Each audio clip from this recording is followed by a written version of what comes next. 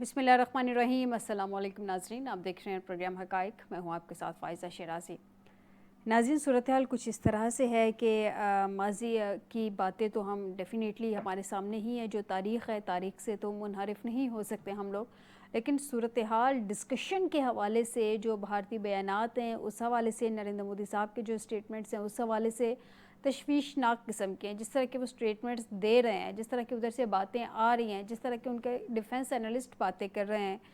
या जो पेशन गोइयाँ की जा रही हैं, प्रेडिक्शंस की जा रही हैं, वो ये है कि इस वक्त उनको चोट लगी हुई है और वो चूँकि वो इस टाइम घायल हैं।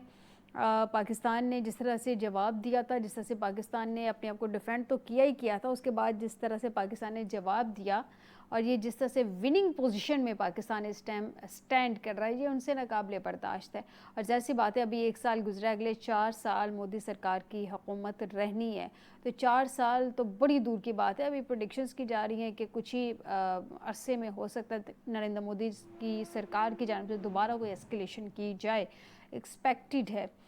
क्या ये जो अभी सारी सूरत हाल हुई थी, इस सब के बाद भी लोगों को इस बात का ख़दशा क्यों है? क्यों बार बार ये कहा जा रहा है कि अभी ये जो एस्केलेशन हुई थी भारत की जानिब से और उसके बाद जंग जिस तरह से हमने विनिंग पोजीशन में लेके गए हैं, भारत ये कभी भी शिकस्त बर्दाश्त नहीं करेगा, इतनी हज़ीमत वो बर्दाश्त नहीं करेगा। और ये सिर्फ ना सिर्फ बातें डिस्कस की जा रही हैं, बल्कि आर्टिकल्स लिखे जा रहे हैं, बैनुल-अक़वामी सतह पे इस पे आर्टिकल्स लिखे जा रहे हैं। इस सब पे बात करेंगे प्रोग्राम के पहले हिस्से में। प्रोग्राम के दूसरे हिस्से में नाज़रीन बात करेंगे कि एक जानिब तो आसिफ अली ज़रदारी साहब जो कि हमारे सदर मुमलिकत हैं, उन्होंने एक उम्मीद का भी इजहार किया है। कुछ प्रेडिक्शंस कह लीजिए, मिले जुले असरात, मिले जुले तासुरात, मिले जुले जज्बात, मिले जुले ख्यालात, वो जो भी आप उसको कह लें। अब बिलावल अवामी मैंडेट से पाकिस्तान के अगले नौजवान वज़ीर आज़म होंगे। वैसे कहा तो अब की दफ़ा भी जा रहा था कि बिलावल साहब जो हैं वो वज़ीर आज़म की नशिस्त संभालेंगे, लेकिन फिर हो नहीं सका। तो अब ये सदर ज़रदारी साहब, ये कोई आम उनकी पार्टी का वर्कर कहे तो समझ में भी आती है। अब वो मुल्क के प्रेसिडेंट हैं, प्रेसिडेंट ऑफ पाकिस्तान, वो ये बात कर रहे हैं, वो उनके अपने बेटे के बारे में बात कर रहे हैं, लेकिन कर तो रहे हैं और उनकी बात की एक वर्थ है। वो किस तरह से देख रहे हैं, इस सब पे बात करेंगे। नाज़रीन, सिर्फ यही उम्मीदों का सिलसिला यहीं पे ख़त्म नहीं हुआ है। ज़रा ठहरे, मैं आपको मज़ीद आगे भी बताती हूँ। तहरीक इंसाफ में भी उम्मीदों का सिलसिला जाग उठा है। वैसे तो हर कुछ अरसे के बाद तहरीक इंसाफ की जो इस टाइम लीडरशिप है, जो जेल से बाहर है, वो अपने लोगों को, अपने जो उनके फॉलोअर्स हैं, उनको इस बात की उम्मीद देते रहते हैं कि जी इमरान खान साहब जेल से बाहर आ जाएंगे, इमरान खान साहब अब आ जाएंगे, इमरान खान साहब न्यू ईयर पे बाहर आ जाएंगे, अब मुज़ाकरात चल रहे हैं, ट्रंप जो है ओथ लेगा तब जो है खान साहब बाहर आ जाएंगे, या फिर खान साहब बाहर आ जाएंगे छोटी ईद पे। छोटी ईद भी गुजर गई, सारे मामला गुजर गए, ऐसा कुछ नहीं हुआ। अब बैरिस्टर गौहर नई उम्मीद के साथ मैदान में उतरे हैं। वो कह रहे हैं कि उम्मीद है इमरान खान ईद से पहले रिहा होंगे, और वो ये उम्मीद इस बेस पे जाहिर कर रहे हैं कि केस है एक जो कि फ़िक्स नहीं हो पा रहा, तो वो उनको उम्मीद है कि वो केस फ़िक्स हो जाएगा, तो लिहाजा खान साहब बाहर आ जाएंगे। ये अपने लोगों को उम्मीदें दिलाने का सिलसिला इनका कब रुकेगा और कब हकीकत में जो वाकई एक्चुअल ग्राउंड रियलिटीज़ हैं, ये उस फैक्ट्स को देखते हुए वाकई, जैसे बहुत सारे लोग ये क्लेम कर रहे हैं कि इनकी पार्टी खुद नहीं चाहती कि खान साहब जेल से बाहर निकले, खुद ही कोशिशें नहीं कर रही, तो हकीकी मायनों में अगर ये लोग चाहते हैं कि खान साहब बाहर आएँ, तो फिर उस हिसाब से कोशिशें भी करें। सबसे पहले बात करते हैं प्रोग्राम के पहले हिस्से में हिंदुस्तान के हवाले से, और आपको बताएं कि हमें ज्वाइन किया है अमजद इकबाल साहब हैं, सीनियर एनालिस्ट हैं। बहुत शुक्रिया इकबाल साहब आपका हमें ज्वाइन करने के लिए। राजा कमरुल इस्लाम साहब हैं, मेंबर कौमी असम्बली हैं, PMLN। बहुत शुक्रिया राजा साहब आपका हमें ज्वाइन करने के लिए। सबसे पहले राजा साहब से जानते हैं। राजा साहब, आप लोगों ने सफारती सतह पे एक कमेटी जो बिलावल भुट्टो जरदारी साहब की ज़ेरे निगरानी बनाई है, वो कब भिजवा रहे हैं? ये मतलब वो प्रैक्टिकली कब फील्ड में जाएगी, दूसरे ममालिक में जाएगी वो कमेटी, और किस तरह से उस पर काम जो है वो अपना प्रैक्टिकली काम स्टार्ट करेगी? देखिए, उसके लिए एक प्लानिंग के तहत एक पूरा शेड्यूल बनेगा, और उसके लिए ज़ाहिर है जिन जिन ममालिक में जाना है, खाली जाना और हाथ लगाना नहीं होता। आपको इस बात का पूरी तरह अब इदराक भी है सब लोगों को कि इस दफ़ा पाकिस्तान ने सफारती जो जंग है उसको बड़ी हिकमत के साथ, बड़ी प्लानिंग के साथ और गैर जज्बाती अंदाज में लड़ा है। यानी हमने जब शुरू हुआ तो हमने उस वक़्त बार-बार कहा, जिसको हमारे कुछ दोस्तों ने और कुछ नाक़बत अंदेश अंदरूनी दोस्तों ने बिलख़ुसूस कमज़ोरी से महमूल किया कि जी आप ये कमज़ोरी की शायद बातें कर रहे हैं। लेकिन पाकिस्तान ने एक पीस का, स्ट्रेंथ का और पीस का तासुर दिया दुनिया के सामने भी कि हम पीसफुल नेशन है और हम उस वक़्त तक जब तक हिंदुस्तान को हम पूरे ज़ब्त से काम ले रहे हैं, हाँ अलबत्ता हम जवाब देंगे अपनी मर्ज़ी की जगह। और एक बात ये होगी। अब दूसरा भी ये ऑफेंसिव जो होगा, ये अगर तो ये कॉस्मेटिक होता, अगर ये नुमाइशी होता, तो फिर तो यह है कि एयरपोर्ट पे लैंड किया, वहाँ पे जाके किसी से मिला, किसी से ना मिला, आगे। लेकिन इसको प्रॉपर तरीके से मैनेज करना, सफारती तौर पर वहाँ पर जहाँ जाएंगे उनके भी शेड्यूल्स डिफरेंट होते हैं, उनके साथ कंपैटिबल बनाना, और ये एक इंशाल्लाह एक मुनज़्ज़म और एक भरपूर किस्म का डिप्लोमेटिक इनिशिएटिव होगा जो पाकिस्तान के मौक़िफ़ को दुनिया में लाने में, दुनिया के सामने लाने में और मनवाने में जो है वो बड़ा मुफीद साबित होगा। बिलावल भुट्टो ज़रदारी साहब की अपनी एक पर्सनालिटी भी है, एक उनका प्रोफाइल भी है फैमिली का। दो प्राइम मिनिस्टर्स जो हैं उनकी फैमिली से, बेनज़ीर भुट्टो साहिबा, जुल्फ़िकार भुट्टो साहब, तो दुनिया भी उनको जानती है। और प्लस उसके साथ हमारे जो पार्लियामेंटेरियंस हैं, प्लस उसको इस दफ़ा पहली दफ़ा इस दौरे को इस तरीके से मुफीद बनाया गया है कि उसके साथ डिप्लोमेट्स भी हैं, सीजन डिप्लोमेट्स जो कि एम्बेसडर्स रहे या फॉरेन सेक्रेटरीज़ रहे, वो भी उसका हिस्सा हैं, ताकि उस दौरे के लिए जो इंफॉर्मेशन होगी वो वेल ऑगमेंटेड उनको इंफॉर्मेशन होगी, और वो उसकी बेस पे और उसके साथ जो फॉरेन ऑफिस का इनपुट होगा उसकी बुनियाद पे ये पाकिस्तान का जो व्यू पॉइंट है वो दीगर ममालिक के सामने पेश करेंगे। तो इसलिए ये कोई जल्दबाजी वाला या फौरी नतीजे वाली बात नहीं है। असल नताइज जो हुकूमत की नज़र में भी हैं और रियासत पाकिस्तान की और आवाम की भी डेफिनेटली वही जो है वो ख्वाहिश है कि ये एक भरपूर हो और ये महज एक वेस्टेज ऑफ रिसोर्सेज ना हो या एक कॉस्मेटिक एक्सरसाइज ना हो। बिल्कुल दुरुस्त कह रहे हैं राजा साहब, आपकी जानिब आती हूँ। अमजद साहब, सर ये क्वेश्चन सबसे पहले इसलिए राजा साहब से मैंने रेज़ किया क्योंकि भारत जो है वो ऑलरेडी शायद उसने 7 कमेटियाँ बनाई हैं, अगर मैं गलत नहीं हूँ, तो उसने वो एक तो पहुँच भी गई है उनकी अमेरिका में, और बाकायदा उसमें जो भी उनकी वर्किंग है या जो भी उनका प्लान है उस पर वो काम कर रही है। अब मसला ये है कि हमारी जानिब से पहले तो मैं राजा साहब से थोड़ी देर में ये कंफर्म भी करती हूँ कि एक ही कमेटी बनेगी, एक ही वफ़्द बनेगा, या अलहदा-अलहदा से वफूद बनाए जाएंगे, मतलब अलहदा कुछ लोगों का अलहदा वफ़्द बनेगा, कुछ लोगों का अलहदा। लेकिन अमजद साहब, इस वक्त पाकिस्तानी सफारती महाज पे दुनिया के सामने आपके ख्याल में क्या मौक़िफ़ रखेगा, ये मैं एग्जैक्टली राजा साहब से भी जानूँगी। दुनिया के सामने हम अपनी सफाइयाँ देंगे कि हमने ये सब कुछ नहीं किया और हम पे ये लादा गया है, हम पे ये थोपा गया है, और हम पे ज़बरदस्ती वॉर जो थी, जो हम नहीं लड़ना चाहते, हम पीस का मैसेज दे रहे थे, ज़बरदस्ती हम पे मुसल्लत की गई है, या फिर भारत को बेनकाब किया जाएगा? आपके ख्याल में क्या होना चाहिए अमजद साहब? अच्छा, मेरे ख्याल में देखिए ये पिछले कई दहाइयों से बल्कि अगर कहना चाहिए कि भारत पूरी कोशिश कर रहा था कि पाकिस्तान के खिलाफ प्रोपेगेंडा करने की, पाकिस्तान को एक ऐसी स्टेट वो बनाने की कोशिश कर रहा था कि यहाँ पे टेररिज्म है, यहाँ पे अभी अड्डे हैं टेररिस्टों के, यहाँ पे इंतहा पसंदी है, यहाँ पे इस तरह की ये सारी चीज़ें पाकिस्तान का इमेज ख़राब करने में, अगर दुनिया में किसी मुल्क में जहाँ जहाँ पे भी हुआ इस तरह के लोगों की राय बनी, उसके पीछे भारत की फंडिंग, भारत की प्रोपेगेंडा, भारत की पूरी कोशिशें शामिल थी। अब इस जंग में ये जो अभी हुई, ये 6 से लेकर 10 मई तक की जो जंग थी, इसमें भारत को शिकस्त हुई, बड़ी फाश शिकस्त जिसको आप कह सकते हैं हुई। अब ये एक मौका था कि ये जंग क्यों हुई। ये जंग पाकिस्तान ने मुसल्लत नहीं की, ये भारत ने मुसल्लत की थी और पाकिस्तान ने उसका जवाब दिया था। इसमें दूसरा पहलू यही है कि जी हम ये साबित करें, दुनिया के सामने बताएं, एक तो हम पुरअमन कौम हैं, हमारा कोई उस तरह का कोई इरादा नहीं है कि हम दुनिया के ऊपर जंग मुसल्लत करें, लेकिन अगर हमारे ऊपर जंग मुसल्लत की गई तो फिर हम ऐसे जवाब दे सकते हैं और हमारी ताकत ये है। और ये अभी देखिए मैं इस पे मजीद थोड़ी सी बात ये करूंगा कि देखिए इस वक्त जो वफूद भेजे जा रहे हैं या वफ्द भी भेजा जाएगा, तो उसका यही फोकस होगा कि दुनिया को ये बताना कि हम एक पुरअमन कौम हैं, लेकिन हमारी स्ट्रेंथ ये है और कि हम भारत जैसे बड़े मुल्क को और उसके साथ जो इसराइल उसके साथ उसका इत्तेहादी है, वो दोनों मिल के अगर पाकिस्तान के खिलाफ कोई अग्रेशन करते हैं, कोई इस तरह का कोई इरादा रखते हैं, तो हम इस तरह का जवाब दे सकते हैं। लेकिन इसमें सबको ये बताना, तो अगली बात ये भी है कि जी कि हमारा कश्मीर, हमारा वहाँ पे एक इशू है, और उसके अलावा वहाँ पे जो दीगर जो तंजीमें भारत के अंदर इस वक्त को 25 के करीब ऐसी एक्टिव तंजीमें हैं जो हर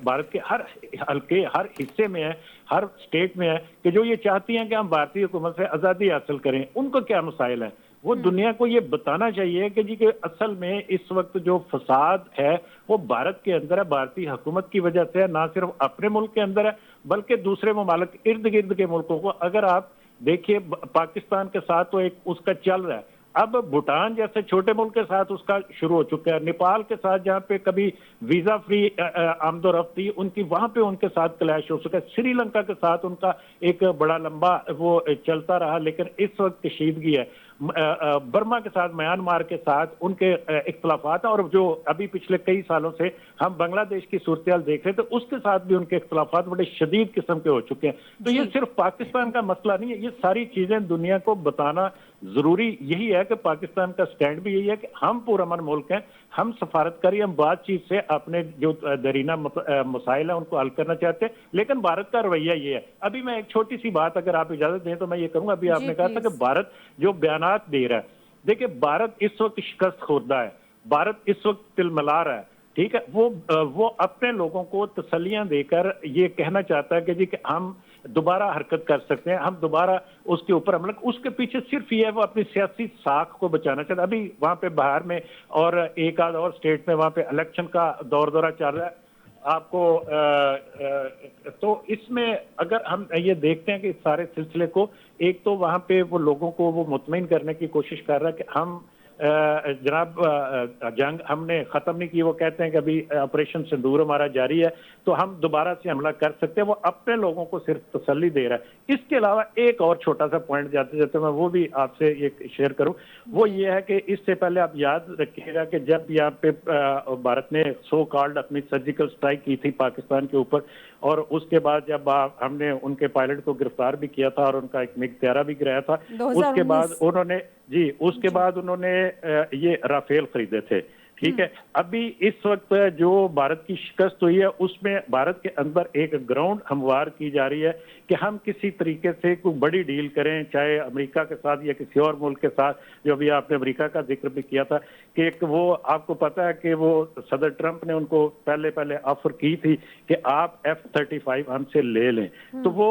उन्होंने उसके ऊपर भारत के अंदर बड़ी मुजाहमत थी कि जी कि ये एक तो बहुत महंगे हैं और दूसरे हमें शायद ये सूट ना करें, क्योंकि उनका अपना एक सिस्टम पूरा जो उनका फजाई सिस्टम है उसमें वो मैच नहीं कर पा रहे थे। लेकिन अभी कुछ फजा इस तरह की वहां पे बनाई जा रही है। मोदी साहब तो आपको पता है उनके जो स्पॉन्सर्ड हैं वो अडानी और अंबानी वगैरह टाइप इस तरह के बड़े बिजनेसमैन हैं जिनका असले का कारोबार भी है और वो सारा कमिश्नों का चक्कर होता है, आपको ये समझते हो। वो अभी मुझे लग रहा है कि आने वाले दिनों में वो इस तरह की कोई बड़ी असले की कोई डील करेंगे जिसमें वो कमाई करेंगे, लेकिन पाकिस्तान की तरफ ये याद रखिएगा कि वो दोबारा रुख नहीं कर सकते। लेकिन इकबाल साहब हम इस चीज़ को भी नहीं भूल सकते कि 2019 में भी हम यही बातें कर रहे थे, लेकिन उसके बावजूद अब की दफ़ा भी जब भी वहाँ पे इलेक्शंस होते हैं, जब से मोदी सरकार आती है उसका यही वतीरा रहता है कि इलेक्शंस जब भी होते हैं कोई ना कोई फॉल्स फ्लैग करके पाकिस्तान पे उसका इल्ज़ाम डाल दिया जाता है। और अब बड़ी ख़तरनाक किस्म की प्रेसिडेंट सेट हो गई है कि ना कोई प्रूफ देना है, ना हमने कोई हक़ाइक़ सामने रखने हैं, बस पाकिस्तान पे अटैक कर देना है। और मौजूदा सूरत हाल में आपने ख़ुद ही कहा कि शिकस्त खुर्दा है, तो जो शिकस्त खुर्दा ज़ख्मी होते हैं वो ज़्यादा ख़तरनाक नहीं होता? इंटरनल प्रेशर बहुत ज़्यादा है मोदी पे इस वक्त। अगर उसमें कोई वो पंजाबी में कहते हैं ना कोई साथ साथ हो तो फिर वो खतरनाक होता है। अगर वो इस हद तक डैमेज हो जाए कि वो लूला लंगड़ा हो जाए तो फिर वो खतरनाक नहीं होता। इस वजह से भी मैं आपसे ये बात कर रहा हूँ कि देखिए उस वक्त हमारी जो पोजीशन थी उस वक्त थोड़ी सी आज से मुख्तलिफ थी। उस वक्त हमने कोई एक उनका एक तैयारा गिराने के अलावा कोई उस तरह का कोई जो इस वक्त हुआ 9 और 10 की दरमियानी शब को इस तरह की कोई हमने कोई नहीं की थी उनके ऊपर अटैक वगैरह। लेकिन इसके साथ साथ एक और चीज आप ध्यान में रखिए कि वो ये है कि इस वक्त पाकिस्तान का चाइना के साथ, पाकिस्तान का तुर्किया के साथ और पाकिस्तान का 2-3 और अभी आज के दिन की जब हम बात कर रहे हैं, पाकिस्तान के वजीर आजम ईरान में मौजूद हैं। और अब ईरान के साथ जिस तरह की जो अभी ये कोई स्ट्रेटेजिकल जो जितनी भी मुज़ाकरात हो रहे हैं उसमें अपने डिफेंस के हवाले से भी हो रहे हैं और सफारती सतह के ऊपर भी हो रहे हैं। और चीन ने खुलकर ये बार बार ये कहा पाकिस्तान की सालमियत और उनका जो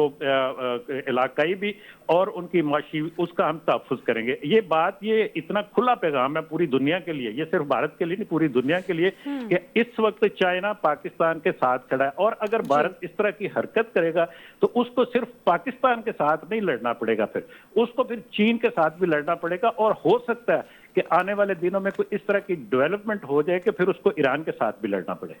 ये बात मैं राजा साहब के सामने रखती हूँ। राजा साहब, पहले तो मुझे मेरे एक सवाल का जवाब दे दीजिए कि पाकिस्तान सफारती महाज पे दुनिया के सामने रखने क्या जा रहा है एग्जैक्टली? आप लोग जो टीम है उसको ब्रीफिंग्स क्या दे रहे हैं, उसको हकाइक किस किस्म के उनके सामने रख रहे हैं? उनको सारा कुछ बताया जाएगा तभी वो आगे जाके दुनिया के सामने मौक़िफ़ सामने रख सकेंगे। अब आप पाकिस्तान की दुनिया के सामने सफाइयाँ देगा कि क्या हमने ये सब कुछ नहीं किया है, या फिर भारत का मकरू चेहरा सामने लेके आएगा एग्जैक्टली, या दोनों चीज़ें करने जा रहे हैं? क्या प्लानिंग किया है? इस्तेमाल किए कि सफाइयाँ देने जा रहे हैं या बेनकाब करने जा रहे हैं जी, तो ये दोनों एक ही चीज़ है, एक ही सिक्के के दो रुख हैं। यानी एक तरफ पाकिस्तान ने ये सफाई ज़रूर देनी है और दी है इससे पहले पाकिस्तान ने कि भारत के पास कोई सबूत नहीं है जो उसने इल्ज़ाम लगाया था। ये हमारा पिवटल जो है पॉलिसी का जो पॉइंट है कि जो इब्तदा ये भी इनिशो की भारत ने वो गलत थी, बेबुनियाद थी, बगैर किसी सबूत के थी, बल्कि हमारा मौक़िफ़ ये है कि वो कहीं ना कहीं जो है वो एक फॉल्स फ्लैग ऑपरेशन था। तो ये बुनियादी तौर पर ये सफाई भी है और भारत को बेनकाब करने वाली भी एक बात। अब बेनकाब करने वाले इश्यूज के दो कंपोनेंट है। एक तो वो वाला जो आपने उसको सफाई का लफ्ज इस्तेमाल किया, वो थोड़ा सा स्लाइटली नेगेटिव लफ्ज नजर आता है, लेकिन पाकिस्तान अपने मौक़िफ़ को इसको स्ट्रेंथ के साथ पेश करेगा। दूसरा हिस्सा जो बेनकाब करने वाला, बिल्कुल राइट किया आपने, पॉइंट आउट किया, उसका एक पोर्शन वो वाला है जिसमें भारत का वो एक जो उसने इब्तदाई नुक्ता बना के पाकिस्तान पे जारहियत की थी दहशतगर्दी का इल्ज़ाम लगाकर, कि एक तो वो, और दूसरा ये है कि जो भारत की जो प्रॉक्सीज के जरिए पाकिस्तान में दहशतगर्दी की कार्रवाइयाँ वो एक नहीं है, वो एक पुलवामा या एक पहलगाम नहीं है, वो रोजमर्रा के वाक़यात हैं कि जो वेल लिंक्ड हैं भारत की एजेंसीज के साथ। और स्टार्टिंग फ्रॉम जब उनका वो कलभूषण पकड़ा गया था, जो ऑफिसर है बाकायदा उनकी आर्म फोर्सेस का, और उसके बाद से लेकर जाफर एक्सप्रेस के वाक़यात तक के इस बात का क्या सफाई और किस तरह बेनकाब किया जा सकता है इससे बेहतर तरीके से कि अभी कोई वाक़या कहीं सामने नहीं आया होता और भारत की जो इंटेलिजेंस एजेंसीज के जो उनके जो परवरदा अकाउंट्स हैं वहाँ से वो चलना शुरू हो जाता है, गुड मॉर्निंग बलूचिस्तान या गुड मॉर्निंग पाकिस्तान रेलवे। तो ये चीजें बुनियादी तौर पर ये दोनों कंपोनेंट इनको अगर मिला के देखें तो ये कम्प्रिहेंसिव स्ट्रेटजी है। और यही बीएलए के साथ उसके लिंक्स, हमारा जाफर एक्सप्रेस वाला वाकया, जी राजा साहब, बीएलए के साथ इसके लिंक्स जो हैं, जैसे कि DGISPR साहब ने भी प्रेस कॉन्फ्रेंस में सारे हकायक सामने रखे थे। फिर इसके अलावा जाफर एक्सप्रेस वाला वाकया था, अभी जो मासूम बच्चों की बस पे हमला हुआ, वो सारे डोजियर्स के, बड़े स्ट्रॉन्ग डोजियर्स की सूरत में हमारे वफ्द को जाना पड़ेगा विद ऑल एविडेंस, ताकि हम आगे जाके उनको हकीकत बता सके, फैक्ट्स के साथ बता सके। आप अगर सिर्फ वहाँ पे तो ज़ाहिर है और ज़्यादा वेल ऑगमेंटेड, वेल डॉक्यूमेंटेड सारी चीज़ें होंगी, क्योंकि वो तो मुज़ाकरात की सूरत में एक दूसरे के सामने हम पेश करेंगे। लेकिन अगर आप सिर्फ उन प्रेस कॉन्फ्रेंसेस को भी देखें जो कि पब्लिक पॉइंट ऑफ व्यू से ज़ाहिर है उसमें उतनी तफसीलात नहीं दी जा सकती, तो वो भी बहुत ही एलेबोरेट किस्म का और जामिया किस्म के सबूत हमने पेश किए। और उसके मुकाबले में अगर आप भारत को देखें कि उन्होंने जब पहलगाम वाकया हुआ तो उसके फौरन बाद उन्होंने डिप्लोमेट्स को वहां पर एक ब्रीफिंग दी, यानी FIR दर्ज करने के बाद जो ब्रीफिंग दी उसमें आयोटा ऑफ एविडेंस नहीं था। उन्होंने सवाल भी किए कि आपके पास कोई कोई ऐसा सॉलिड एविडेंस या एविडेंस है, सॉलिड प्रूफ दिखा दें, बिल्कुल। तो वो they are nothing to show. जी, तो उस और ये हवाले से बाद में अगर उन आप देखें डिप्लोमेट्स तो ने राजा साहब हाईलाइट भी किया था, जब उनसे इंडिविजुअली पूछा गया, इंटरव्यूज हुए, तो उन्होंने कहा था कि हमें कोई एविडेंस नहीं दिखाए गए, ज़बानी जमा खर्च किया गया उनकी जानिब से। ये बिल्कुल ऐसे ही है। और ये अभी इस दफ़ा पहली दफ़ा आप अगर माजी के हवाले से पाक भारत मामलात को देखें, जम्मू के हवाले से भी, तो for the first time in history Pakistan ने जहां एक्सेल किया अस्करी महाज पे, जहां पर वो फौजी तौर पर उन्होंने एयरफोर्स हो, नेवी हो, ग्राउंड फोर्सेस हों, जहाँ पे एक्सेल किया और भारत को नाकू चने चबवाए, उनको जो है उनको ज़मीन बोस किया, वहाँ पे सफारती महाज पे भी इस दफ़ा पहली दफ़ा एक बड़ा वेल थॉट आउट स्ट्रेटजी के साथ पाकिस्तान ने सफारती जंग भी लड़ी। और जिसकी दुरुस्त कह रहे गवाही हैं। सिर्फ अगर आप पाकिस्तानी कैबिनेट के बयानात ना देखें, पाकिस्तानी मिनिस्टर्स की प्रेस कॉन्फ्रेंस ना देखें, फॉर दैट मैटर अगर आप थोड़ी देर के लिए हमारे ISPR की बात को भी थोड़ी देर के लिए साइड पे रखें, तो आप अगर इंटरनेशनल प्रेस को भी देखें तो उन्होंने भी उन चीज़ों को, चाहे वो पाकिस्तान की अस्करी जीत थी उस हवाले से भी, और चाहे वो पाकिस्तान का डिप्लोमेटिक ये वाला था, और ये जो भी आपने इशारा किया कि डिप्लोमेट्स ने खुद कहा कि हमें कुछ ऐसी चीज़ नहीं दिखाएगी, ये सारी चीज़ें बहुत अच्छे तरीके से पोर्ट्रे हुई हैं इंटरनेशनल मीडिया में भी, चाहे वो TV चैनल्स थे या एक अच्छे मौकर जो उनके जरीदे या अखबारात थे। ठीक, बिल्कुल दुरुस्त कह रहे हैं। अमजद साहब, मुझे एक छोटा सा ब्रेक लेना है, मुझे इजाज़त दीजिए। नाज़रीन, एक छोटे से ब्रेक के बाद वापस आते हैं। अमजद साहब से जानते हैं कि उन्होंने इस खदशे का इजहार किया है कि अब की दफ़ा अगर भारत की जानिब से जहारियत की गई तो वो सिर्फ पाकिस्तान के साथ नहीं होगी, बल्कि चाइना भी उसमें ऐलान कर चुका है कि वो पाकिस्तान के साथ खड़ा है और पहले भी वो खड़ा रहा है। तो क्या ये भारत अब चाइना कार्ड जो है वो पाकिस्तान के ख़िलाफ़ खेलेगा और इससे हम हर्ट होंगे, या क्या एग्जैक्टली ये चाइना कार्ड क्यों खेलने जा रहा है? नाज़रीन, एक ब्रेक के बाद।